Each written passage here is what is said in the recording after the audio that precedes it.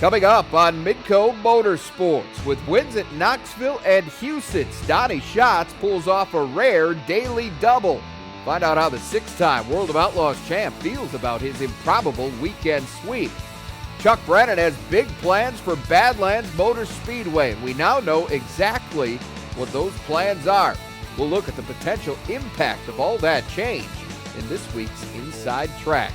And the buses were back on the track in Grand Forks. We've got highlights from the annual school bus races at River Cities Speedway. The green flag drops now.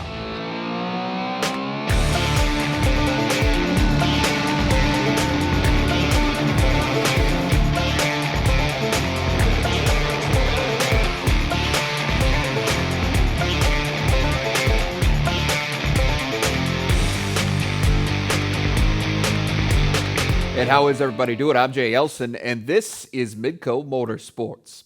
The Knoxville Nationals are still about 2 months away, but the best sprint car drivers in the world always embrace the opportunity to turn some laps on their sport's most historic track.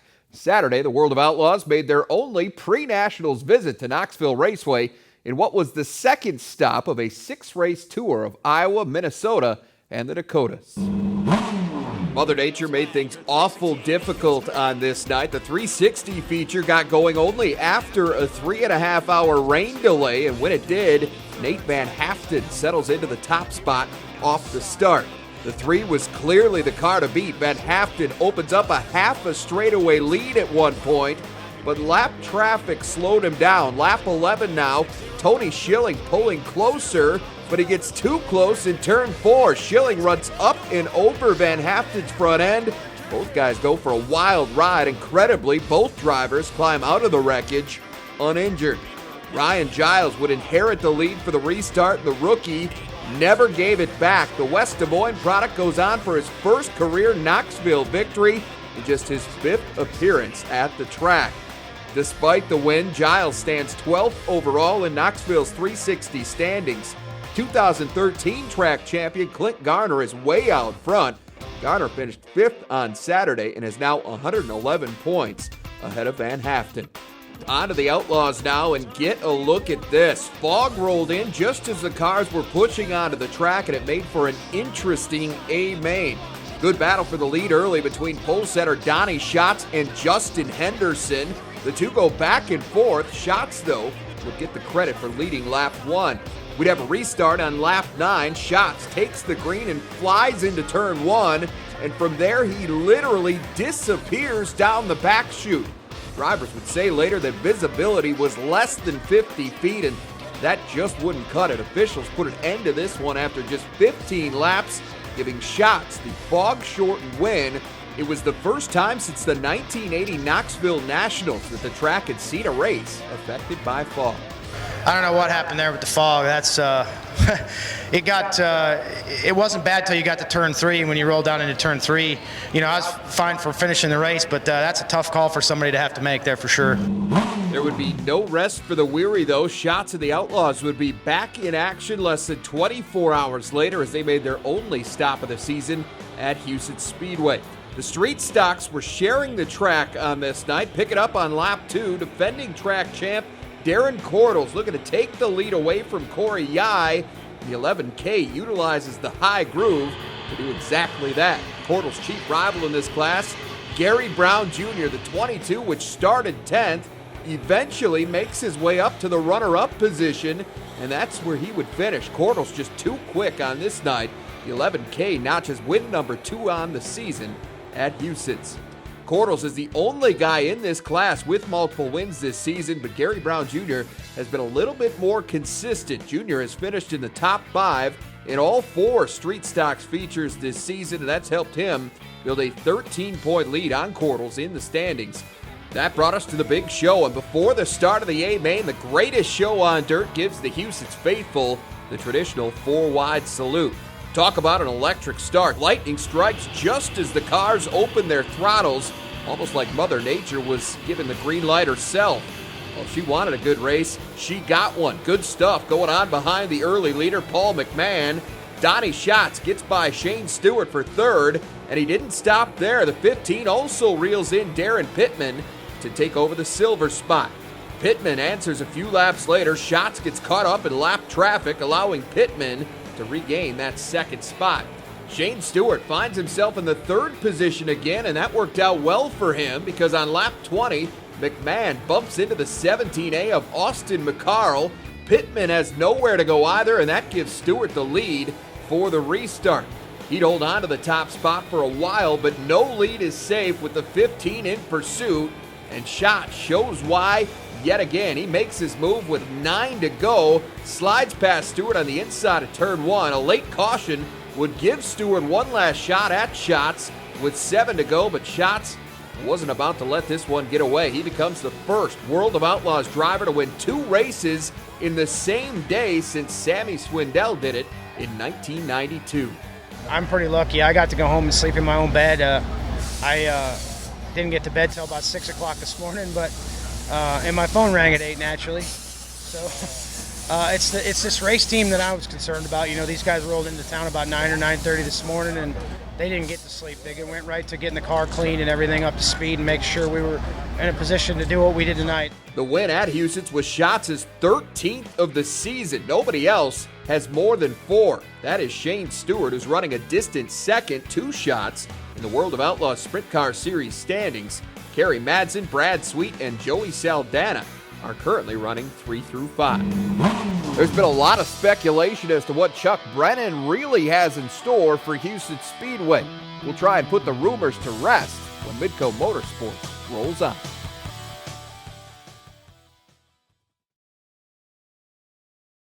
When Sioux Falls native and Las Vegas-based businessman Chuck Brennan finalized a deal to purchase Jackson Speedway in April, he made it clear that there would be some big-time changes coming to Brandon's historic racetrack. Some of those changes, including the rebranding of the racetrack to Badlands Motor Speedway, were made public right away, while the rest was left to speculation. Last week, Brennan put the rumors to rest as he shared his master plan during a press conference in Sioux Falls. That plan is the focus of tonight's Inside Track. Frankly, it's already one of the nicest dirt tracks out there. If you've been to any dirt tracks, you're well aware of this. But what it's going to turn into is the Empire Mall versus a gas station. This is really going to be over the top. Everything's going to be new when we're done. Chuck Brennan is a go big or go home kind of guy. And when it comes to his racetrack, he's going to let his money talk. Brennan has pledged $5 million over the next 3 years to turn Badlands Motor Speedway into what he believes will be the top racing facility in the Midwest. New grandstands, restrooms, concession stands, and better parking are just a few of the upgraded amenities fans will enjoy in the near future. I can't wait till we open next year. I can't wait till the fans walk in, feel the new experience, see the big new sign up there that says Badlands Motor Speedway, and we start the next chapter of racing in Brandon, South Dakota. The pot will also be sweetened for the drivers. In addition to bigger weekly purses, Brennan is aiming to create one of the single highest paying events in all of dirt track racing. The $250,000 Rock and Roll Gold Cup will debut in August of 2016. Every track, every venue, everything needs its big race, and the timing was perfect. We're going to have a pile of cars out there, winged and non-wing sprints, $50,000 to win each class, $25,000 if somebody pulls a doubleheader. I'm excited about what he's doing.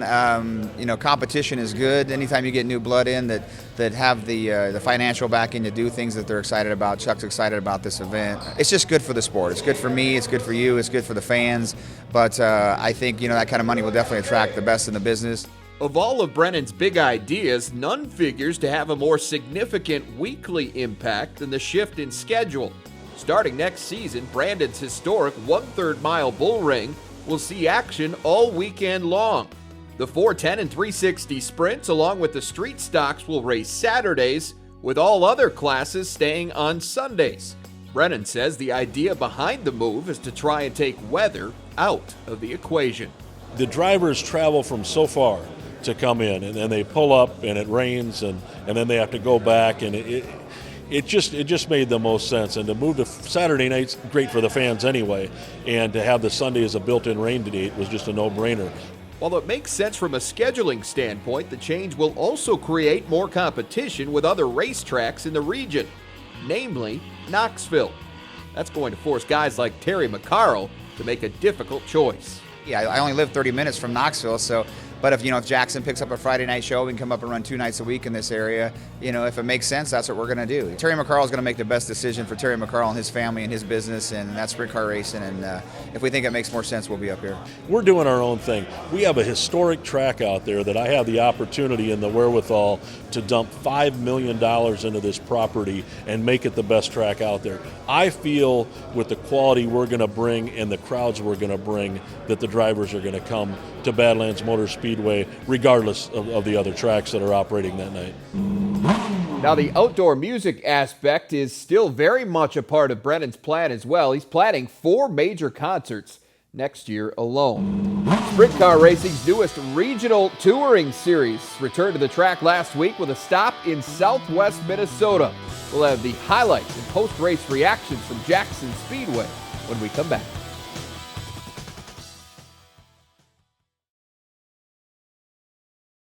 While the emergence of race-saver sprint cars has certainly made racing more affordable for many drivers, it's also come at the expense of the 360 class. That's what led a group of area racers, Dale Furby, Ryan Bickett, and Troy Schurz, to create the Midwest Sprint Touring Series following the 2014 season. Their mission is to save 360 sprint car racing in the Midwest. And so far, so good. A little over a month into the schedule, the weather is the only real hiccup the group has encountered. The MSTS back on the track Saturday night at Jackson Speedway. We'll get to them in a bit. Fans saw some history in the Sport Compacts class. Pick it up on lap 3. The 33 of Megan Sandvig started 9th, but she would work her way to the front in a hurry. Sandvig takes the top spot away from Colby Lyons in the 18L right here.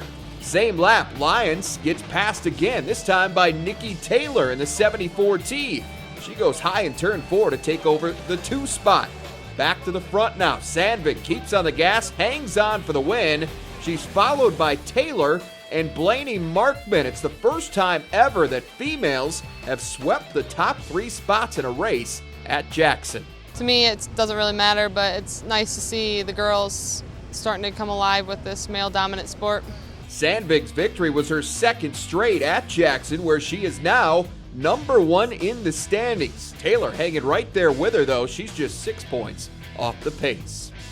On to the sport mods. Pick it up on lap 4. The R6 of Danny Meyervold and the 75 of Eric Kinnitz in a battle for the lead, and it's Meyervold that gains the edge. We'd see another good battle a couple of laps later. This one for 2nd. Lyle Sadoff in the 8L and Jason Andrews in the 03Z. Neither one of them, though, would catch Meyervold. He picks up checkered flag number 1. So Meyervold gains a little bit of ground in the standings by beating the 2 guys he's chasing. Andrews stays on top. He's 4 points better than Sadoff for the season. In the IMCA Stock Car Division, Worthington, Minnesota's Dustin Larson started on the inside of row 2, but he takes over the top spot as they head down the backstretch, and they might as well have stopped this one right there. Larson leads the rest of the way. He also gets his first win of the year at Jackson. Rough start to the MSTS feature. Fortunately, John Lamberts was able to walk off the track after his 10 car went airborne in turn 4. Scary stuff for John. The 75 of Tommy Barber would jump out in front off the restart, but he would not hold the lead for long. Lap 6, Casey Fredrickson takes the inside on turns 1 and 2 and slides past Barber and into the top spot. The news got worse for Barber from there. He comes to a stop in the front stretch, and that would be it for him. Barber started first, but finished 22nd. Fast forward to the final lap now. Fredrickson has some company. Skylar Prohaska in the 35, hot on his heels, but he can't make the pass. Fredrickson holds him off for his first MSTS victory. I mean, you just got to sit and wait, and I mean, sometimes they fall into your hands, sometimes they don't, but tonight we got lucky and it fell into our hands. Fredrickson still has some catching up to do in the chase for the track championship, although he did pick up 15 points on Greg Baker. Prohaska also closed the gap a bit. He's now just 8 points back. The A-Mods would round out the night. Lap 2, good battle for 2nd between Kurt Lund in the 87 and Josh Rogotsky in the X car. Lund would win this one, but that would be as far as he would get. That's because no one was catching the triple X of Jesse Rogotsky. He built a big lead and maintained it for the entire race. Rogotsky gets the win in just his second appearance at Jackson this season. Let's head over to Worthington now. The IMCA North Star Series made its first ever stop at Noble County on Tuesday. We'll start with the hobby stocks. Here's a guy we see a lot of. Sioux Falls Dustin Gulbranson had control of this one until lap 8. That's when Trevor Holm finds some room on the inside. He steers the 17 into the lead on turn 4, and he would stay out front the rest of the way. Holm grabs his first North Star Series win at Nobles County. Always is good to run well and get a win, at a track that's really not your home track, and just builds momentum. I mean, we had a couple races where we were scratching our head, and we kind of went back to the basics, and it seemed to pay off pretty well. More good action in the mods feature. Dalton Moggers, who came in 6th in the points, started this one on the pole, but the good news stopped there for the M8. Moggers spins at turn 4 and eventually ends up on his lid. A total of 8 cars get tangled up, but everyone would be okay. After the restart, it's Brandon Beckendorf and Jeff Larson battling for the lead. Advantage 5 car. Beckendorf gains the lead and goes on to get the win as well. I knew I had to stay to the bottom. I seen the guy, he went up to the middle and kind of lost it a little bit. Too bad. That sucks to break stuff like that. But I knew I had to keep it to the bottom in order to seal the win. School may be out for summer, but the buses were back in Grand Forks, back at the racetrack anyway. Coming up next, find out which River Cities racer earned this year's bragging rights in the annual school bus races.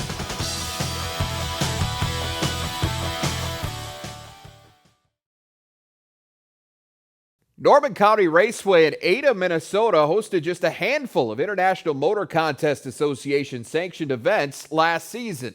But due to an overwhelmingly positive response, the track decided to feature the IMCA classes on a weekly basis in 2015. Speaking of IMCA, the Modifieds got to race twice on Thursday, with the first being a makeup feature. We'd see a tight race in the middle of the pack. The 88B of Brady Peterman gets loose in turn 2. Moorhead's Dev Melmloff can't avoid the wreck. He's in the 91B.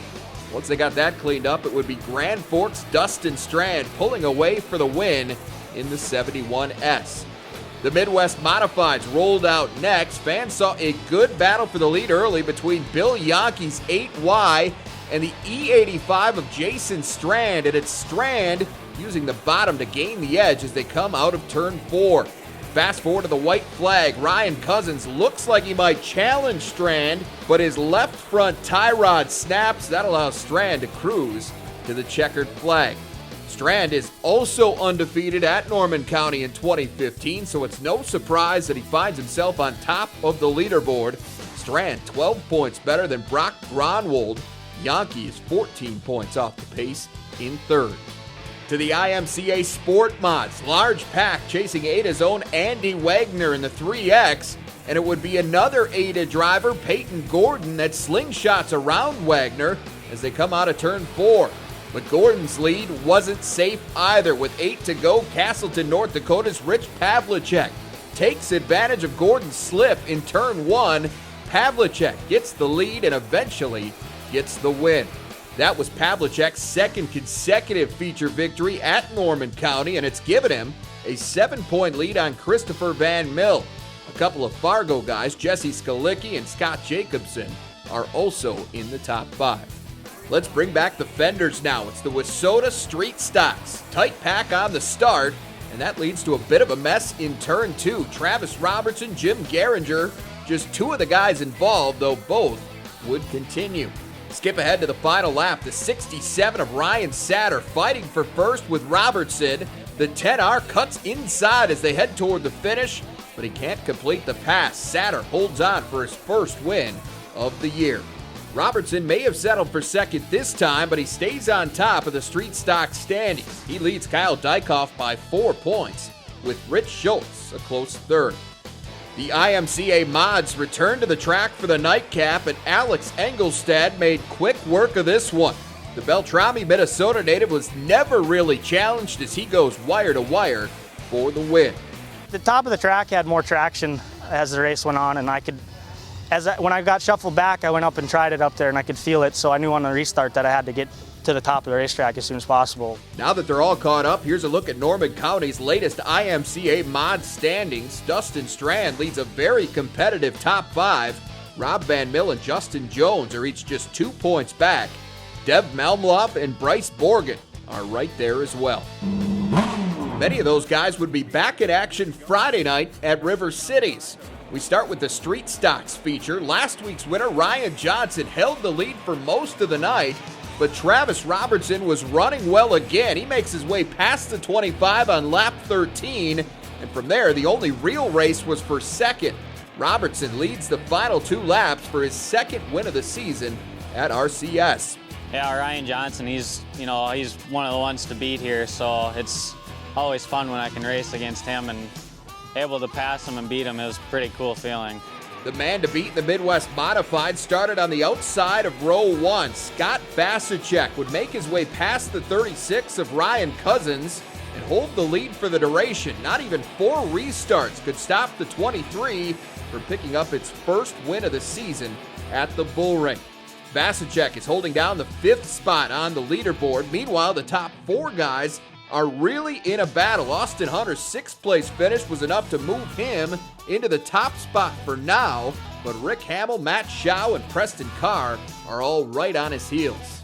One of the summer's biggest attractions was up next. The annual school bus races fancied up kid haulers painted to represent schools and other organizations like Relay for Life. As always, the action was intense right from the drop of the green flag as they go about 6 wide around turn 1. In the end, though, it's Wes Rasinski earning the bragging rights. He gets the win after starting 6th. Let's go to the late models now. Joey Peterson started 7th, but it took just 3 laps for the 7P to move into the lead. Also keep an eye on reigning points champion Brad Sang in the 12S. He started dead last, but quickly climbs toward the front himself. Disaster for Peterson on lap 16. The leader slides off the track in turn 1, and that would end his chances for the win. Peterson's loss was Dustin Strand's gain. The 71 inherits the lead, but he had to fight to keep it. Strand would be challenged by the likes of Bill Moody and Sang the rest of the way, but he weathers the storm. Strand gets his 3rd career late model victory and his first since the 2013 season. The mod's been going really good this year. We've been running the mod at Ada and Jamestown. We got a couple wins with that, and it's the first one with the late model, so yeah, it feels really good. Paisley's really excited too. With the win, Strand climbs to within 4 points of Sang in the late model standings. Peterson, who was forced to settle for a 9th place finish in the feature, remains 3rd overall. Let's rewind a bit to the 410 Outlaw Sprint heat races now. Scary moment for Dusty Zomer. The 82 gets tied up with Shane Romling and tumbles over in turn 2. Zomer, fortunately, would be okay. We'd see more damage done in the feature. Wade Nygaard looks to pilot the 9 car into the lead, but before the lap is complete, a whole bunch of cars get tangled up on the front straightaway. Tom Eglin in the 14 ends up upside down. Again, thankfully, everyone would be uninjured. Back to racing now. Winnipeg's Thomas Kennedy out front until lap 7. That's when Nygaard cuts underneath the 21K to take over the front spot. Kennedy would work his way back into the lead, and that's where he'd stay until lap 18 when, stop me if you've heard this one before, Mark Dobmeyer, who started 8th, works the high side and picks off Mitch Mack, and then Kennedy. Dobmeyer would get into lap traffic, and that was that. He comes away with his 2nd win in as many weeks at River Cities. I got them pinned on lap cars and went up to my good old faithful top line there and was able to sneak by them. But that was everything we had plus a little bit. I was pushing her right to the ragged edge to get by them, so it was definitely a good hard-fought battle. Dobmeyer has now moved into the top 5 in River City's Outlaw Sprint standings, though he still trails defending champion Austin Pierce by 29 points. Pierce finished 2nd to Dobmeyer for the 2nd straight week. Well, we have reached the white flag. We'll wrap things up with a look at your weekend schedule next.